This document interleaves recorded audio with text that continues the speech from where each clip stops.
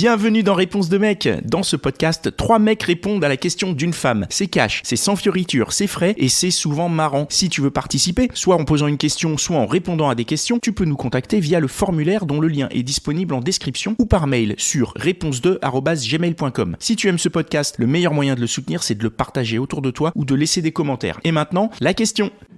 Ma question est-ce qu'on aime différemment selon son âge, qu'on ait 20 ans, 30 ans, 40 ou 50 ? Est-ce qu'on aime différemment ?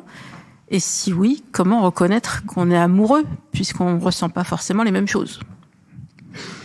Nous avons un panel, nous avons un vingtenaire, un trentenaire, un quarantenaire pour répondre. Donc vous êtes chacun dans votre tranche d'âge et vous pouvez répondre de comment vous pensez l'amour à l'âge que vous avez. Et voilà. Alors, je vais peut-être démarrer. Vas-y. Je pense que quand j'étais plus jeune, je parle comme un vieux déjà. Quand j'étais plus jeune, disons que le sentiment amoureux, c'était peut-être plus quelque chose de physique. Tu peux donner un âge quand tu dis j'étais plus jeune ? La vingtaine. La vingtaine. Okay. Ouais.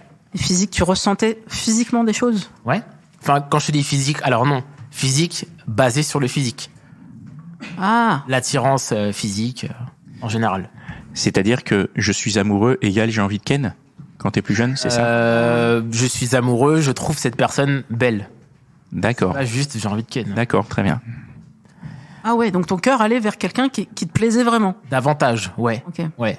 Alors qu'aujourd'hui, alors je te dis pas que je suis pas attiré par des femmes qui me plaisent physiquement, hein, mais aujourd'hui ça me suffit plus. C'est-à-dire que ici j'établis pas en fait une connexion intellectuelle et émotionnelle avec cette personne-là. Enfin, beaucoup intellectuelle aussi. À un moment donné, je m'ennuie et l'attirance du début se fane en fait, inévitablement. Okay. Pour moi, c'est ça qui a changé. Okay. Et donc du coup, aujourd'hui, c'est quoi que tu recherches exactement ? C'est quoi qui te fait tomber amoureux ? C'est quoi qui me fait tomber amoureux ? Le fait que je la trouve mignonne déjà, oui. Et le fait qu'on ait une connexion intellectuelle, on va dire, qui soit top. Qu'on aime parler moi j'aime bien parler de creuser des sujets en général. J'arrive pas à me limiter à des conversations superficielles. Et si en fait j'ai uniquement ça avec une personne qui aime pas creuser les sujets en général, je finis par m'ennuyer et je perds mon intérêt. Et ça, c'était pas le cas à 20 ans. À 20 ans, Moins le cas à 20 ans, c'était pas le cas. Non. T'as cru qu'on prenait le temps de parler à 20 ans ? Oh, moi non. Et les autres alors, c'est quoi pour vous l'amour selon les âges ? Ça change ou ça change pas du tout ? Alors moi je vais avoir du mal à te dire si ça change parce que moi je suis encore très jeune, j'ai 26 ans.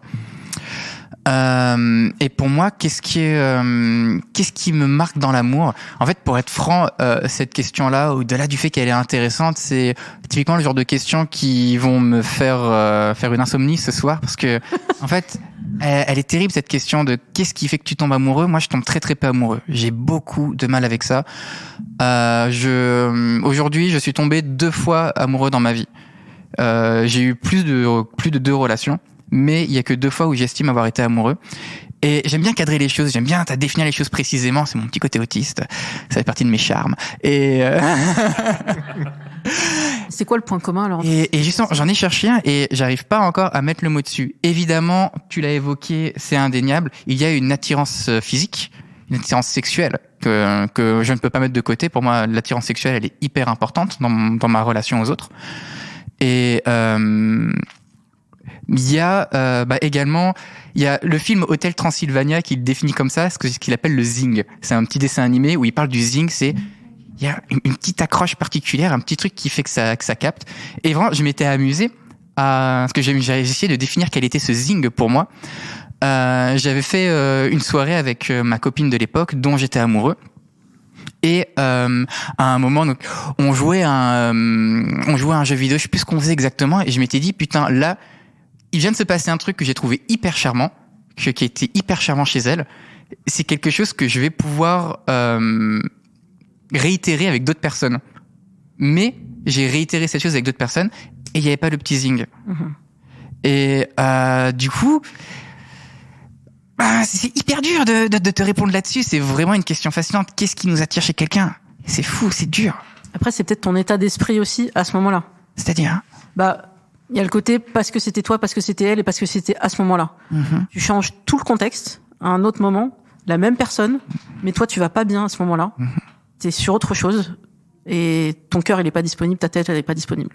Et du coup, l'amour, selon toi, il dépend du contexte? Ah, pour moi, l'amour, c'est s'il y a pas tout ça, et c'est pour ça que c'est un peu magique et complètement incontrôlable, c'est que si t'as pas tous ces éléments, bah peut-être tu passes à côté de la femme de ta vie ou de l'homme de ta vie. Et c'est pas grave, il y en aura d'autres, ça devait pas être le bon moment. Ouais, je suis d'accord avec ce que tu dis. Moi, ça m'est arrivé 2 fois de débuter des relations avec des femmes, et j'avais envie de tomber amoureux d'elles, mais c'est pas venu, malheureusement. Et alors, difficile d'expliquer si c'est parce que il y a pas eu ce zing comme tu dis, ou si c'était une question de timing. Je saurais pas te dire aujourd'hui. Et quand tu dis que tu avais envie de tomber amoureux, c'est-à-dire, qu'est-ce que tu entends par envie de tomber amoureux? Envie de tomber amoureux, c'est que je trouvais que c'était des filles top. Elles avaient de super qualité, elles me plaisaient, on s'entendait bien, mais ça venait pas. Je saurais pas t'expliquer, et même en leur expliquant, lorsque ça se finit, je ne peux pas expliquer pourquoi ça vient pas. C'est pas. Et oui, en gros, tu disais, si on est amoureux et qu'on se met en couple, je sais que je serai bien.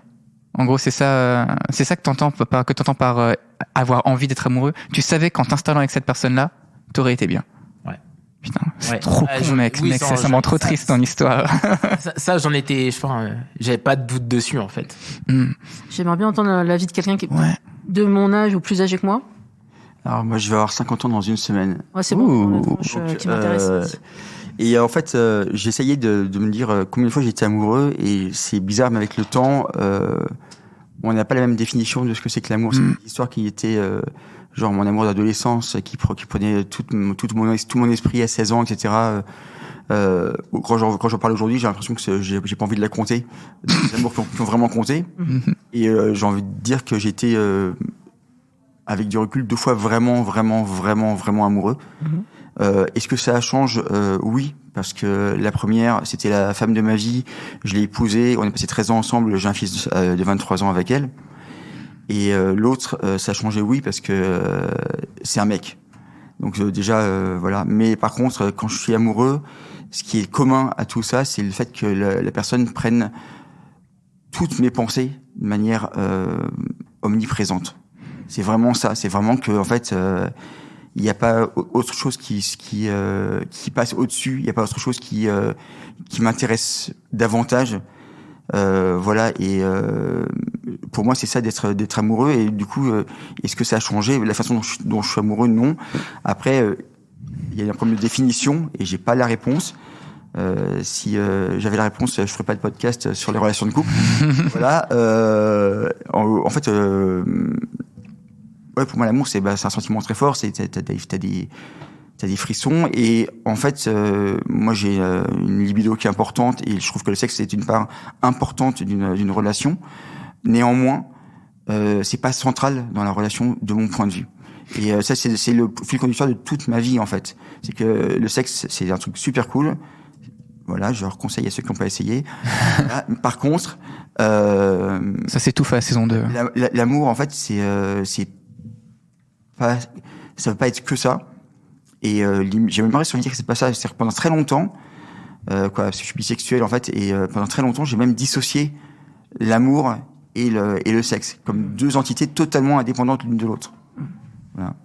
Et tout à l'heure, on évoquait le fait de quand on est jeune, on est beaucoup, on mettait plus en avant le physique dans l'attirance qu'on a pour quelqu'un. Est-ce que tu as le sentiment que c'est un facteur qui a de moins en moins d'importance avec le temps ou pas? En fait, je pense que quand on est amoureux, n'importe qui est potentiellement attirant physiquement. C'est souvent, il y avait une chanson de Cabrel qui disait je t'entendrais me dire qu'elle est plus vraiment belle. C'est ça, en fait, à la fin d'une relation, en fait, si tu regardes objectivement la personne avec qui tu as passé 1 an, 2 ans, 10 ans, 20 ans, elle est belle comme beaucoup de gens, en fait. Mais ni plus ni moins. Par contre, quand tu tombes amoureux, tu as des étincelles dans les yeux et Du coup, c'est difficile de répondre à ça, hein, en réalité. C'est marrant, moi ce truc-là, je l'ai pas trop, et j'ai toujours eu conscience que les filles dont je suis tombé amoureux, c'était pas les plus belles. Tu vois, j'ai toujours eu cette conscience-là, je sais pas d'où ça vient, je saurais pas dire pourquoi, mais ouais, moi j'ai du mal à associer la beauté de la personne à l'émotion au sentiment que tu ressens pour elle. Moi, si je peux compléter, en fait, j'ai été amoureuse peut-être 4 fois dans ma vie. Donc l'amour adolescent dont on parlait tout à l'heure, les cœurs dans les yeux, machin, tu te rends compte qu'en fait t'es plus amoureux de l'amour et t'as tellement envie de vivre ce sentiment que t'es à fond dedans et que peu importe en plus si l'autre il t'aime vraiment ou pas. Et puis après j'ai eu l'amour beaucoup plus concret avec une relation qui a duré 13 ans aussi, où on a grandi ensemble et où on a presque tout connu ensemble. Et après c'était d'autres amours et à chaque fois, et c'est pour ça que j'ai du mal à reconnaître, je n'avais pas les mêmes sensations physiques. Ces papillons dans le ventre que j'avais avec certains, je les ai pas eu avec d'autres, et pourtant je savais que j'étais amoureuse. Donc là, maintenant que j'arrive à un autre stade de ma vie, où j'ai 43 ans et je commence à avoir un peu de bouteille et d'expérience, je me dis, mais ce que je vis actuellement avec l'un de mes amants, est-ce que c'est de l'amour? Nous, on se dit pas qu'on est amoureux. On se dit qu'on adore se voir, jusqu'à 1 à 2 fois par semaine, je le vois encore tout à l'heure. On kiffe se voir. Lui, il va utiliser des mots qui sont très touchants pour dire on va faire l'amour. Moi, je dis câlin, ou je dis sexe, ou je dis baiser, parce que c'est un peu mon caractère. Et lui, il dit on va au cinéma, et puis après, on s'aime très fort. Je trouve ça super touchant, tu vois, c'est les mots qu'il va utiliser. Donc, il y a de la complicité, il y a de l'écoute, c'est un mec super bien. Et donc, c'est vrai qu'il y a plusieurs de mes amis qui me disent alors, il y a tout ce qu'il faut, pourquoi vous êtes pas amoureux? Je sais pas, sinon je serais pas à ce micro aujourd'hui. On revient à ce que tu racontais tout à l'heure, il y a l'envie d'être amoureuse, mais il n'y a pas le zing. Ou alors, c'est une autre forme d'amour que je ne connais pas et que je suis en train d'explorer, parce que finalement je suis en train de ressentir autre chose.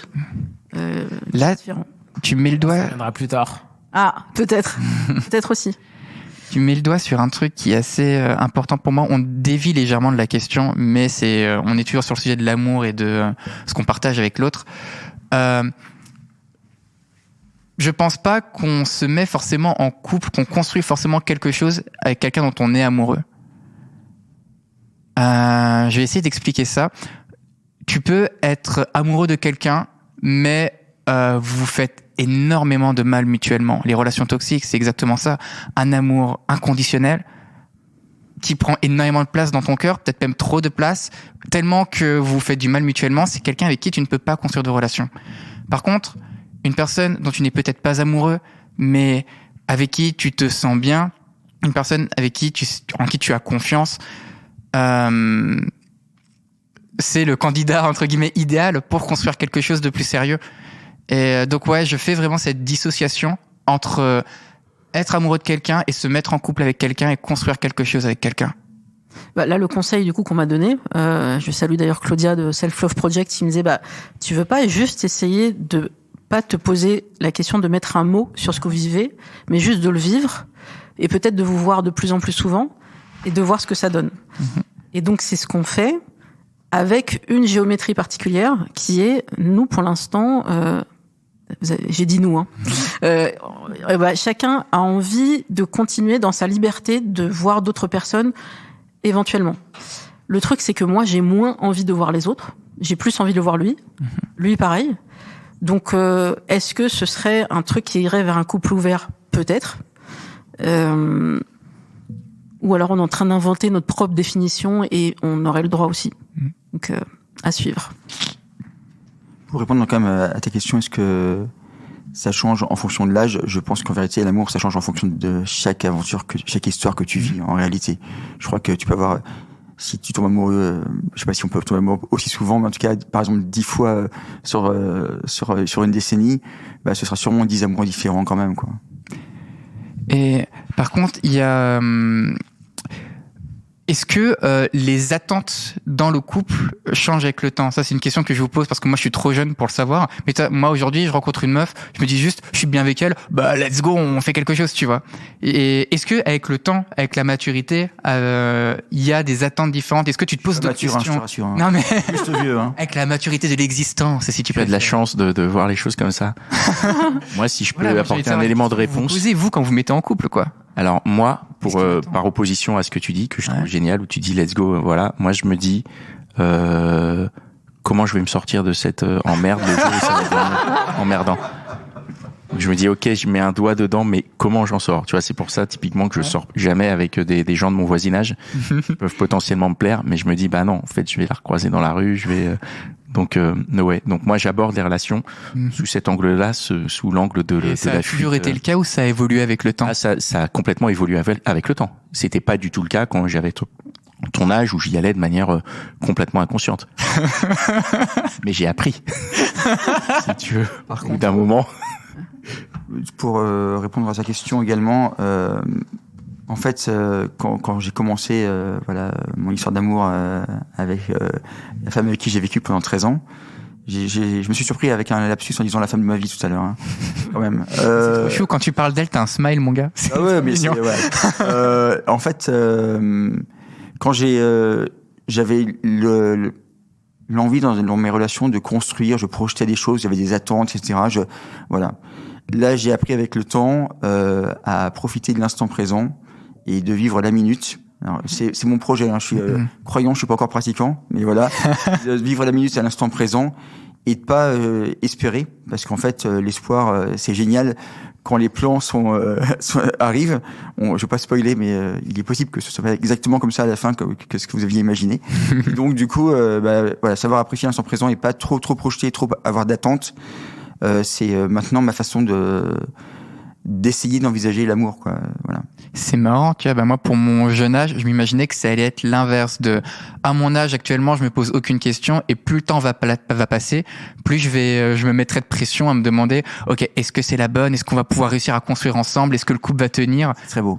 Et je m'imaginais ça, tu vois, et là, tu es en train de me dire justement l'inverse non, toi, t'essayes d'apprendre à te prendre moins la tête dessus. Et j'ai l'impression que ça dépend aussi de ce que tu as vécu dans le sens tes parents. Donc tu as déjà vécu voilà le fait d'avoir un enfant avec une femme, donc d'avoir vécu avec elle, de t'installer.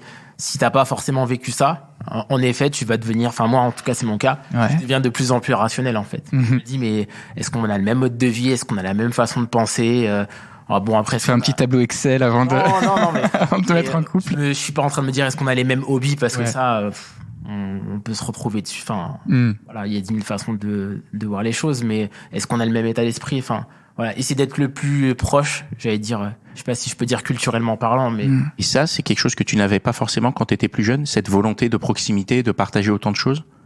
bah, disons que j'étais peut-être un peu plus idéaliste, en me disant, on peut rencontrer une personne avec laquelle on est vraiment, dont on est vraiment différent, et ça peut marcher. Et Là, moi, je pense. plus t'avances et moins tu crois à cette chose-là. Ouais. Ok.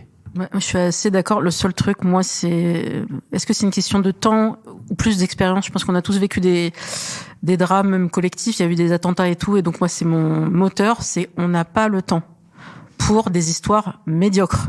Donc, si la personne n'est pas quelqu'un qui va m'apporter quelque chose, ma vie, la drive, ça se passe bien. J'essaye de faire les choses au mieux pour moi, pour mes proches.